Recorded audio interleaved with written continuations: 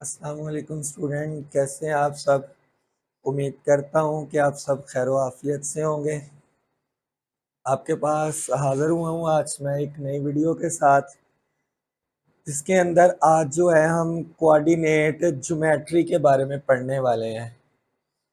Coordinate geometry को समझने से पहले इसकी छोटी छोटी सी टर्म्स हैं, छोटी छोटी इस्तिलाहात हैं, हम उसको पहले समझेंगे। कोऑर्डिनेट ज्योमेट्री जो है ये बेसिकली दो वर्ड हैं। पहला है कोऑर्डिनेट और दूसरा है जियोमेट्री। जियोमेट्री अगेन ये दो लफ्जों से मिलकर बना हुआ है, जियो और मैट्री।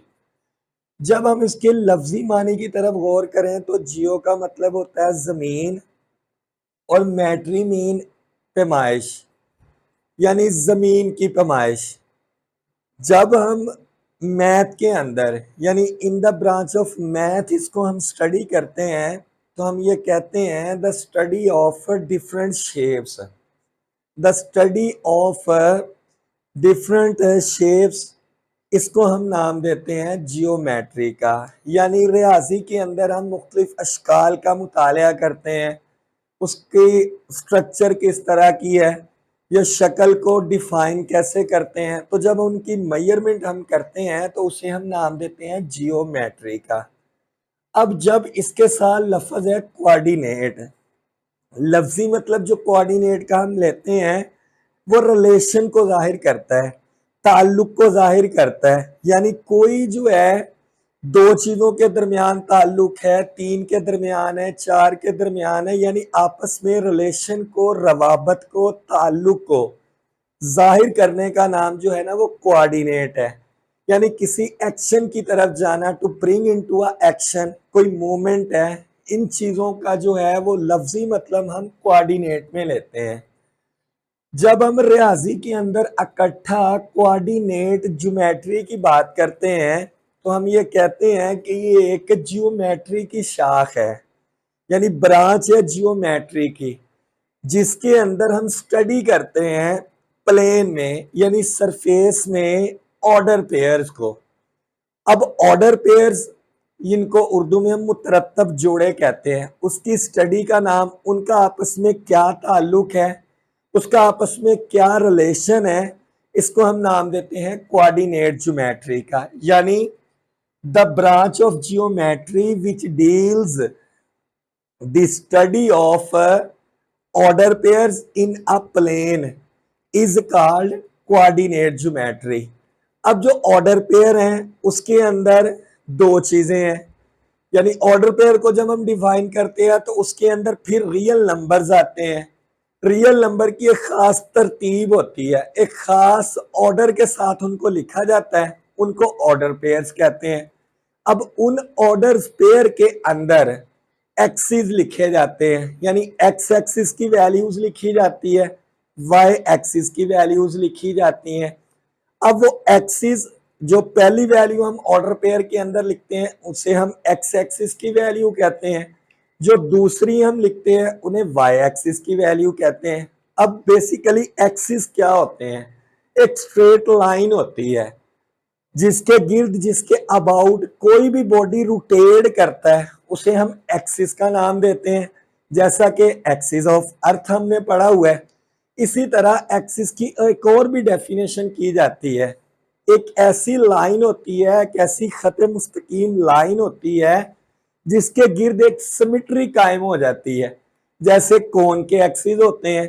तो एक्सिस बेसिकली एक लाइन है जो ये तय करती है कि किसी बॉडी ने इसके गिर्द रोटेट करना है, किस तरह सिमेट्रिकली उसके गिर्द चलना है, तो उसको हम एक्सिस का नाम देते हैं। अब एक्सिस दो तरह के होते हैं, एक एक्स एक्सिस होता है, एक वाई एक्सिस होता है। अगर वो स्ट्रेट लाइन हॉरिजेंटल लगा दी जाए, उफकी लगा दी जाए, तो उसको हम एक्स एक्सिस कहते हैं, और अगर वो लाइन वर्टिकल लगा दी जाए तो उसको हम अमूदी यानी वाई एक्सिस कहते हैं। तो जब ये दोनों एक्सिस जिस पॉइंट पर मिलते हैं उन्हें हम नाम देते हैं ओरिजिन का। अब इन एक्सिस को ऑर्डर पेयर की फॉर्म में लिखना और रिलेशन कायम हो जाना एक्स और वाई एक्सिस का, तो इसको हम नाम देते हैं कोऑर्डिनेट। और जब ये कोऑर्डिनेट के अंदर हम मुख्तलिफ अशकाल को स्टडी करते हैं तो उसे हम कहते हैं कोऑर्डिनेट ज्योमेट्री। ये थी जी इसकी मुकम्मल तफसील, इसकी मुकम्मल डेफिनेशन, जो मेरा ख्याल है आपको समझ आ चुकी होगी। अब इसको लिखते हैं, ड्रा करते हैं और डायाग्राम की मदद से इसको समझने की कोशिश करते हैं। तो जी स्टूडेंट, ये यहाँ पे मैंने एक लाइन लगाई है जो स्ट्रेट लाइन है, जिसको मैंने खत मुस्तकीम का नाम दिया था। ये हमारे पास एक्सिस है। अब चूंकि ये हॉरिजेंटल है तो ये कहलाती है एक्स एक्सिस। इसके बाद हम ये लाइन यहाँ पे लगा देते हैं, ये वर्टिकल लाइन है हमारे पास, स्ट्रेट लाइन है, अमूदी लाइन है, इसको हम कहते हैं वाई एक्सिस। ये हमारे पास है एक्स, ये हमारे पास है वाई, ये एक्स प्राइम, ये वाई प्राइम। और जिस नुक्ते पे ये लाइन और ये एक दूसरे के परपेंडिकुलर हैं, यानी ये जो खतूत है वो खत मुस्तकीम खींचे गए हैं, इस पूरी लाइन को एक्स एक्सिस यानी एक्स महवर कहा जाता है, जिसको हम लिखते हैं एक्स ओ एक्स प्राइम। ये कहलाता है एक्स एक्सिस यानी एक्स महवर, एक्स कोऑर्डिनेट। और ये जो स्ट्रेट लाइन है ये कहलाती है वाई ओ वाई प्राइम, जिसे हम बोलते हैं वाई कोऑर्डिनेट, वाई महवर। अब ये प्लेन के अंदर है, ये मुस्तवी यानी चार हिस्सों में बट गई है, यानी ये कार्टियन प्लेन को भी इससे जाना जाता है। अब कार्टियन प्लेन क्या चीज है? एक ऐसी प्लेन होती है जिसके अंदर हम मुख्तलिफ नंबर्स को in the form of order pairs लिखते हैं। Cartesian plane is the plane which written the order pair, जिसमें मुतरत्तब जोड़ों को रियल नंबर्स के एक खास तरतीब में लिख दिया जाता है, उसे हम कार्टियन प्लेन के नाम से जानते हैं। तो स्टूडेंट, हमारे पास ये लाइन हॉरिजेंटल जो एक्स एक्सिस कहलाता है, ये लाइन वर्टिकल जो वाई एक्सिस कहलाता है। जहां पे इन दोनों लाइनों ने एक दूसरे को टच किया वो ओरिजिन कहलाता है। अब इन एक्स एक्सिस और वाई एक्सिस का आपस में रिलेशन कोऑर्डिनेट कहलाता है in the language of math. और जब हम इसी प्लेन के अंदर, इसी एक्सिस के अंदर, इसी एक्स वाई एक्सिस के अंदर मुख्तलिफ अशकाल को स्टडी करेंगे, ट्राइंगल को ड्रा करके स्टडी करेंगे, डिस्टेंस निकालेंगे, रिलेशन कायम करेंगे, डिस्टेंस फार्मूला फाइंड आउट करेंगे, ग्राफ को ड्रा करेंगे, तो ये तमाम की तमाम जो स्टडी है इसे हम नाम देते हैं कोऑर्डिनेट ज्योमेट्री का।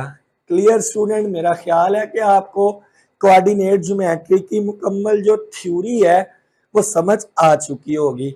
अब हम यहाँ पे छोटी छोटी टर्म्स, छोटी छोटी डेफिनेशंस के बारे में डिस्कस करेंगे, उसके बाद हम चलेंगे अपने क्वेश्चंस की तरफ। तो इन चैप्टर्स के अंदर कोऑर्डिनेट ज्योमेट्री के अंदर जो हम छोटी छोटी टर्म्स, छोटी छोटी डेफिनेशन देखेंगे उसको मैं यहाँ लिखता जाऊंगा, आपने इसको गौर से समझते जाना है। तो चलते हैं सबसे पहले पॉइंट की तरफ, जिसका नाम है हमारे पास किता खत, जिसको हम कहते हैं लाइन सेगमेंट। किता खत पहली टर्म जिसको इंग्लिश के अंदर बोलते हैं लाइन सेगमेंट। ये ऐसी लाइन होती है जिसके दो एंड पॉइंट होते हैं, यानी दो सिरे होते हैं, इनको हम दोनों तरफ किसी साइड से मजीद बढ़ा नहीं सकते। यह किसी पैमाइश के लिए इस्तेमाल किया जाता है, जैसा 3 सेंटीमीटर की पैमाइश है, 4 सेंटीमीटर की पैमाइश है, यानी दोनों जो साइडें हैं वहां पे इसको खत्म कर दिया जाता है। यानी हम इसकी डेफिनेशन को यूं कह सकते हैं कि a line segment has 2 and points, यानी एक किता खत ऐसा खत होता है जिसके 2 सिरे होते हैं। इसको हम यहाँ पे शक्ल के लिहाज से ड्रा करते हैं। ये हमारे पास एक किता खत है, इसके 2 एंड पॉइंट हैं। अब चलते हैं नेक्स्ट टर्म की तरफ, जिसको हम कहते हैं खत।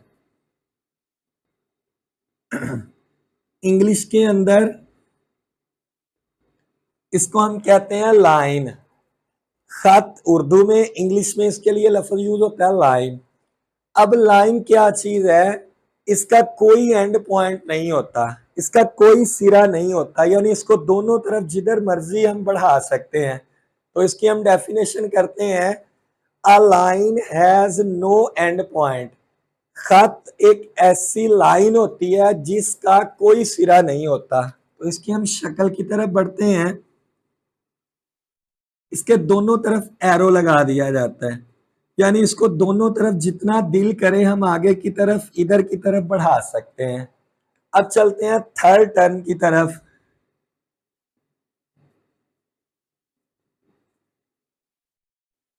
इसको हम कहते हैं शुआ, जिसको हम इंग्लिश के अंदर बोलते हैं अरे।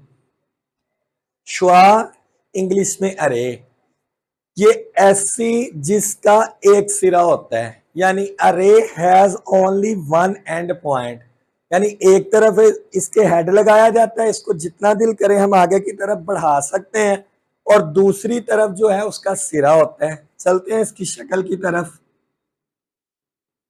तो इसके एक तरफ हम हेड लगा देते हैं और दूसरी तरफ ये इसका सिरा है। ये ए बी हमारे पास एक रे है, ये इसका एंड पॉइंट है, और इसको आगे की तरफ बढ़ा सकते हैं। तो अरे जो है उसका एक एंड पॉइंट होता है, एक सिरा होता है। इसके बाद चलते हैं नेक्स्ट टर्म की तरफ, ट्राइंगल, मुसल्लस। जो आप छोटी क्लासों से भी इससे वाकिफ हैं कि ट्राइंगल जो है क्लोज्ड फिगर होती है जिसके तीन एजेस होते हैं, यानी a closed figure form three non collinear point is called triangle. मुसल्लस तीन कोनों वाली बंद शक्ल को कहते हैं। इसकी यहाँ पे हम डायग्राम ड्रा कर लेते हैं।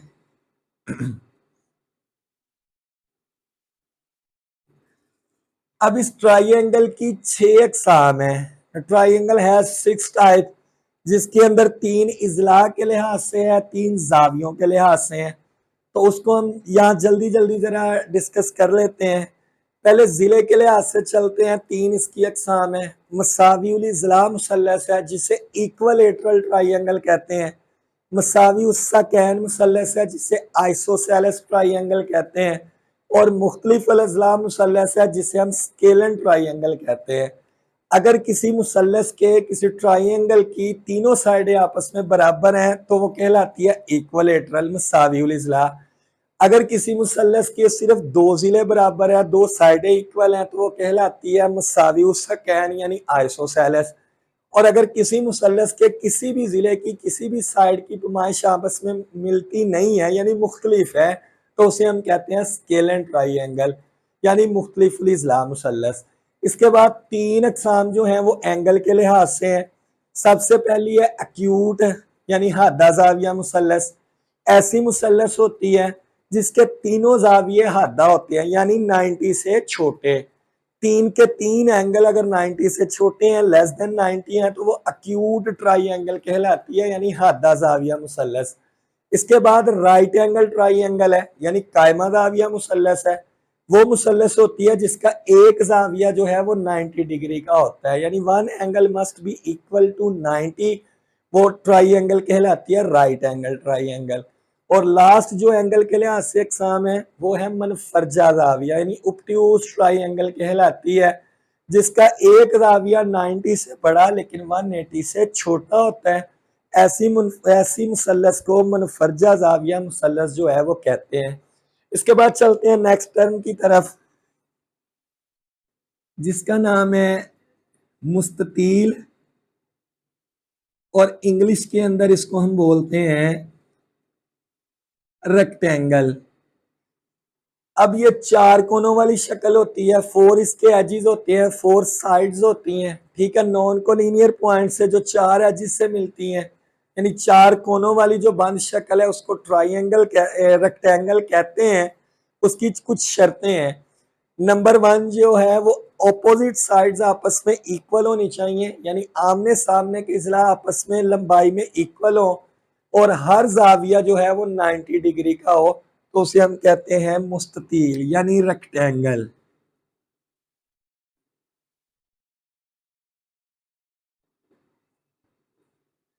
इसके बाद पैरेललोग्राम है, जिसे हम मतवाजिउल इजला कहते हैं। ये भी चार कोनों वाली शक्ल होती है, लेकिन इसकी प्रॉपर्टी है कि इसके ऑपोजिट जो साइड्स हैं वो तो इक्वल होती हैं, यानी आमने सामने के इजला तो लंबाई में बराबर होते हैं, लेकिन कोई भी जाविया जो है वो 90 डिग्री का नहीं होता।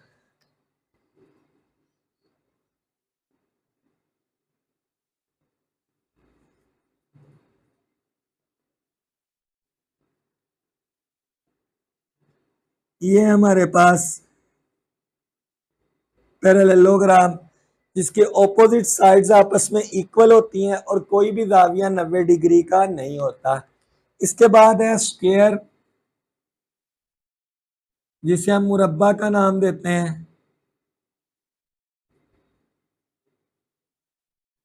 इसकी चारों साइडें आपस में बराबर होती हैं, यानी हर जिले की लंबाई आपस में इक्वल होती है और हर जाविया जो है वो 90 डिग्री का होता है। चलते हैं इसके डायग्राम की तरफ।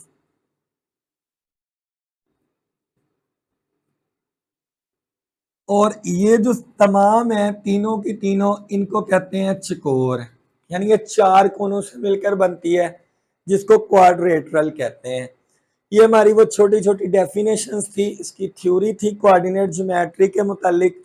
अब हम इन कोऑर्डिनेट ज्योमेट्री के अंदर जो सवाल आते हैं, जो क्वेश्चन हैं, जो पेपर में पूछे जाते हैं, पेपर के अंदर आते हैं, अब हम उसको डिस्कस करते हैं। ये स्टूडेंट चलते हैं अब हम अपने क्वेश्चंस की तरफ, सवालात की तरफ। तो सबसे पहले जो हमारे पास सवाल है, मुख्तसर सवाल और एमसीक्यूज है, अक्सर पेपर में पूछा जाता है। हमें एक पॉइंट दे दिया जाता है, हमें एक ऑर्डर पेयर दे दिया जाता है और पूछा जाता है कि ये किस क्वाड्रेंट के अंदर मौजूद है, यानी ये किस रबे में मौजूद है। तो हमारे पास यहाँ पे एक प्लेन है, कार्टियन प्लेन है, कार्तिसी मुस्तवी है, जिसके अंदर एक्स एक्सिस वाई एक्सिस मौजूद है। तो हमें क्या करना है, इनको समझने के लिए सबसे पहले ये जो पहला हिस्सा है इसको हम नाम देते हैं पहले रबे का।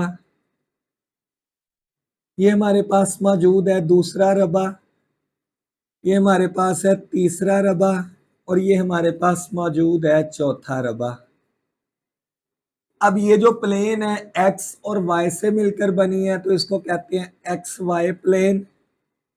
ये जो प्लेन है, ये जो हिस्सा है वो एक्स प्राइम और वाई से मिलकर बना है, एक्स वाई और वाई प्लेन। ये दोनों एक्स प्राइम और वाई प्राइम प्लेन, और ये एक्स और वाई प्राइम प्लेन। अब इसके अंदर जिस जगह एक्स खाली है वो पॉजिटिव को जाहिर करेगा, और जहां पे एक्स के ऊपर ये प्राइम की अलामत है वो उसके नेगेटिव वैल्यू को जाहिर करेगा।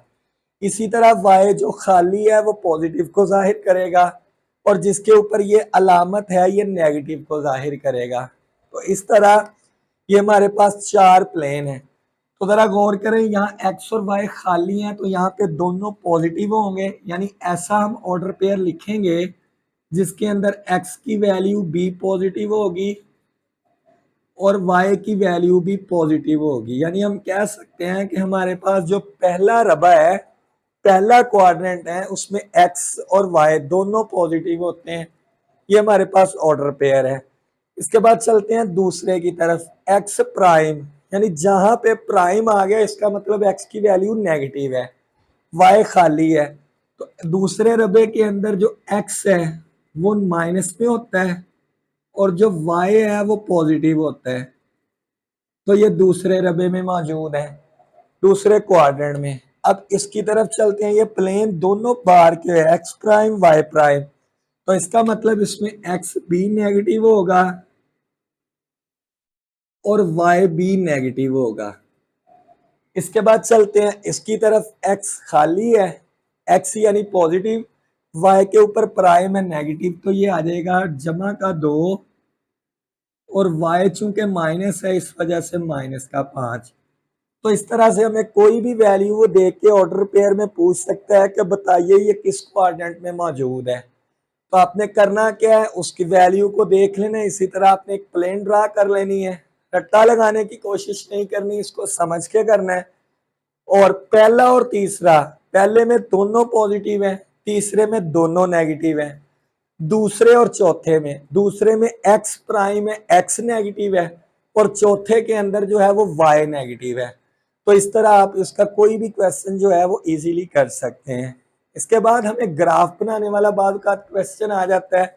इसके अंदर बच्चों का बहुत ज्यादा इबाहम होता है, बच्चों को परेशानी होती है कि ये किस एक्सिस पर है, किस महवर पर है। मैं इसका आपको एक शॉर्ट ट्रिक बताता हूँ जो आप आसानी से ये समझ सकते हैं कि इसका ग्राफ जो है वो किसके पैरेलल बनेगा। बेटा याद रखना है आपने। क्वेश्चन की तरफ चलते हैं। हमें अगर x की वैल्यू दे दी जाए, x की वैल्यू एनी वन कोई भी है, जमा का 2 है, माइनस का 2 है, कोई भी वैल्यू है, मिसाल के तौर पर मैं यहां लिखता हूं कि वो लिख देता है x इज इक्वल टू 3। आपने इसका ग्राफ ड्रा करना है। तो बेटा x की वैल्यू 3 को जब हमने ड्रा करना है तो पहले बात ये याद रखेंगे इसके अंदर y की जो वैल्यू है वो 0 होगी, यानी x की वैल्यू देगी है, ग्राफ उसने पूछा है जिसकी वैल्यू 0, यानी यहाँ पे x एक्सिस के ऊपर जो x की वैल्यू है वो 3 है, तो y 0 है। जब हम इसका ग्राफ बनाएंगे तो याद रखना जिसकी वैल्यू 0 होती है ग्राफ हमेशा उसके पैरेलल बनता है, यानी x दिया गया है तो ग्राफ y के पैरेलल बनेगा। कैसे, यहाँ पे हम एक प्लेन ड्रा करते हैं, ये x एक्सिस और y एक्सिस हमने ड्रा कर दिए। ये x है, ये x प्राइम है, ये y है और ये y प्राइम है। अब x जो है वो 3 है तो यहाँ पे 0 ओरिजिन है, ये 1 हो गया, ये 2 हो गया, ये 3। तो इसका जो ग्राफ है वो चूंकि पॉजिटिव 3 है तो इसके राइट तरफ, तो हमारे पास ये इसका ग्राफ बनेगा, यानी इस तरह हमारे पास एक स्ट्रेट लाइन बनेगी। ये हमारे पास वो ग्राफ है जिस जगह आप ऊपर को चले जाएं या नीचे को चले जाएं, क्योंकि हमें पता है एक्स इसमें भी पॉजिटिव है, ये एक्स वाई में एक्स पॉजिटिव, और नीचे की तरफ यहां भी एक्स पॉजिटिव है। तो ये जो हमारी लाइन है, ये जो ग्राफ है, देखें वाई एक्सिस के बिल्कुल पैरेलल है। जिस जगह महवर यानी कोई वैल्यू 0 होगी ग्राफ उसी के पैरेलल होगा। अब अगर ये आ जाए नेगेटिव तो ये ग्राफ इस सिमत को आ जाएगा, क्योंकि एक्स की वैल्यू नेगेटिव देखें दूसरे में और तीसरे में होती है, रहेगा वो y के पैरेलली, यानी यहाँ पे y की वैल्यू 0 है। इसी तरह अगर हमें y की वैल्यू दे दी जाए, मिसाल के तौर पर हम यहाँ पे क्वेश्चन लिख लेते हैं कि y की वैल्यू -4 है।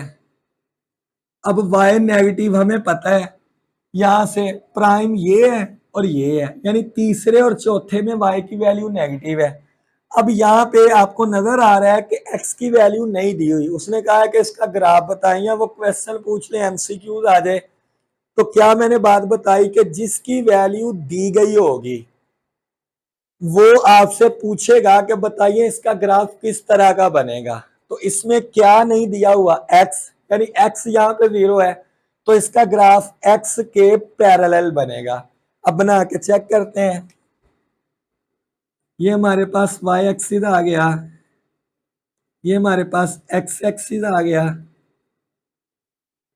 अब ये 0 है, अब -4 है तो 0, ये -1, ये -2, ये -3, ये -4।